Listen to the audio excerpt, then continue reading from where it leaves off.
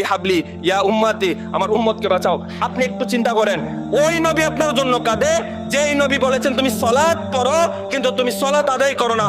ওই নবী আপনার জন্য কিয়ামতের ময়দানে কাঁদবে যে নবী আপনাকে বলেছে তুমি হালাল খাও কিন্তু তুমি হালাল খাও নাই।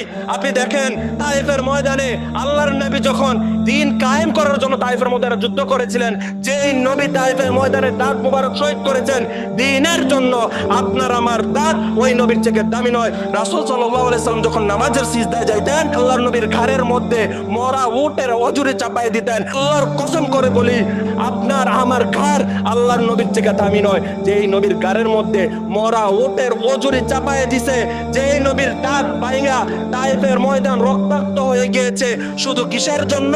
দ্বীনের জন্য, ইলমের জন্য, শুধু ঈমানের জন্য। ওই রাসূল সাল্লাল্লাহু আলাইহি ওয়াসাল্লাম যদি ঈমানের জন্য তো কষ্ট করতে পারে, আপনি চিন্তা করেন ওই নবী যদি এত কষ্ট করতে পারে ঈমানের জন্য, আপনার আমার মতো গুনাহগার কত কষ্ট করার কথা ছিল।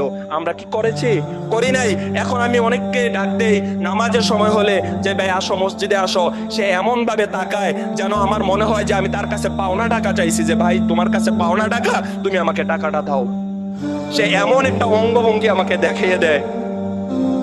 যখন বলি ভাই আসো নামাজ পড়তে আসো, সে আমাকে এমন ভাবে একটা রিয়েক্ট করে আমার সাথে যে মনে হচ্ছে যে ভাই তোমার কাছে আমি 50,000 টাকা পাই, তুমি আমার টাকাটা দাও।